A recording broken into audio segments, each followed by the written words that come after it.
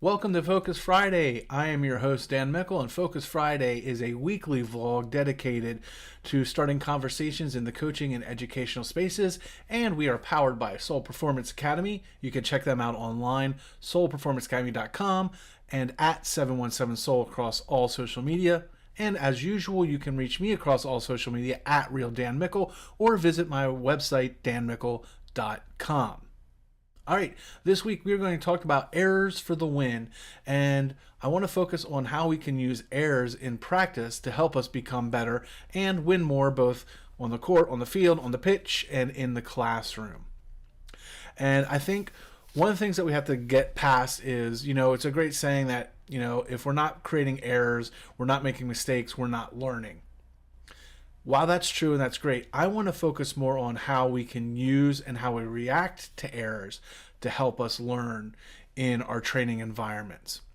And I think one of the ways we do it is, first, how do we address errors? Are we sure that what our body is saying is matching what is coming out of our mouths? Because a lot of time that doesn't happen. We say we're okay with errors and we want players and students to make mistakes, but when they do, we sigh or we put our head down or we kick the floor. And that's kind of giving a confusing message to the student or the athlete, saying, okay, you want me to make these mistakes, but every time I do, you react like you're disappointed in me. So they're kind of going to go back in their shell and not really push themselves. So we want to make sure, first and foremost, that what we're saying and how we're acting are on the same page.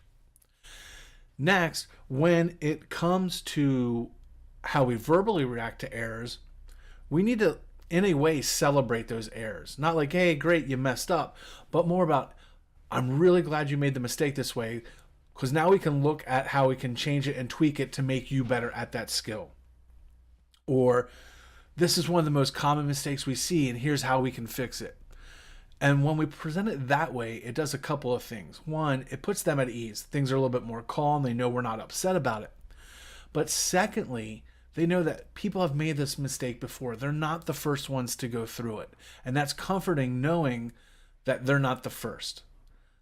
And it's easier for them to go through and start to work on things and really look at it, knowing that there's probably a solution, or at least someone they can turn to, or experiences they can turn to, because someone has gone through it. The other tool that I think is really great when it comes to errors is when you let them know that you make the same mistakes. Maybe they hit the ball incorrectly or their timing's off, and you say, when I used to play, or when I was playing, I had the same problem, and here's how I fixed it. You'd be surprised at how much younger athletes appreciate knowing that you went through the same struggles, and look where you're at. You're now the coach. You're now leading things, but you struggled with it too. So they don't feel as hopeless because you're putting that personal touch on it, as opposed to just saying, hey, you can do this better. That's an okay way, but we want to elevate these conversations, right? We want to elevate how we're training and teaching. So let's start to make it a little bit more personal. Also point out you understand why they're making that mistake. So they know about, you're looking at the thought process. It's just not a skill thing. Okay, I could see why you decided to do this in this situation, but let's try it this way, and let's try it a better way. It lets them know that, okay, they don't think you're a failure. They don't think that you're just out here doing things nonchalantly. They realize that you're doing it with an intent, and we have to fix it. Again, it's bringing that more human and warmth element into how we correct errors. We also have to encourage and challenge our players and our students to push themselves beyond their limits. And we do that by letting them take calculated risks in practice. We let them know, okay, look, in this drill, I expect there to be a lot of errors, but let's use this time to correct it. This is what we're here for. As opposed to, I have to be perfect every single rep or I'm going to get yelled at. And again, it goes back to the body language as well. How are you standing and how are you reacting to that?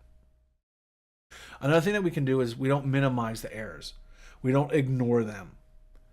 If we minimize and ignore them, then they just become ingrained, like, it's okay. Well, they didn't seem to get too upset, or they didn't even mention it, so we'll just let it go. If it's important to you and you think it's fixable, bring it up and mention it. Now we have to walk that fine line where we make sure that we're just not hounding our players constantly. But make mention of it. Oh, Sally, there was that issue again rearing its ugly head. Let's keep an eye on that. Or, all right, we're getting closer, but that one little error is still popping up, Jim. Let's fix that. Instead of just going right into feedback mode and correction mode. Again, making it a little bit more warm and personal. It's going to put their defenses down. It's going to help them retain and analyze what you're telling them. The next one is clutch for me. Help your players and your students identify their errors. Don't just tell them they're doing something wrong. Hey, Ricky, that was a really, really good shot, but I think it probably could be a little better. What do you think? Yeah, coach, I think it probably could have been. Okay, what can we do to make that better? What do you think you can improve on to make that skill better? Don't just tell them about their technique. Have them walk through and think about it. It's going to help them process everything, learn everything, and then also it's going to help them figure out different ways. So maybe that exact same error might not happen later, but something similar to it. But because they worked through it themselves, they now have a solution or a way to fix it, as opposed to just spoon feeding them everything. Then the last one that's clutch for me is practice how we respond to errors. If you get upset in practice at serving errors, hitting errors, batting errors, and you show it and your body language shows it, it's going to happen in the game. So just as much as we're asking our players to practice and get better with their errors, as coaches, we need to get better and make sure that our feedback, what we're saying, and our body language is helpful to the player as well. So just as much as we are helping our athletes and our students, we also have to look at ourselves and our staff and make sure that we're reacting correctly to the situation and that we're creating positive error reinforcement or error correction reinforcement to our players. Because again, the last thing that we want is our mouth saying one thing, but our body language saying another, because confusion is actually worse than upsetting your players. A confused player is harder to work with than an upset or happy player. So we want to make sure that we practice on how we are giving that error correction. And I think that's a big point. And just don't let them get away with it. If a player makes a mistake and that's the end of practice, that's the end of practice. Don't let them get another rep in, because it's not going to happen in competition. Let them figure out that sometimes it's going to end like that and I have to bounce back next game, next match, and I'm going to have to play, even though I have the disappointment of how the last game or match ended. We can't be afraid to train in those situations. It may be hard. We may feel like, no, we want to end on a super positive note. But there's value in letting it end naturally like that and learning how to bounce back, either in a new drill, a new scrimmage, or it could even be the next day if it has to be.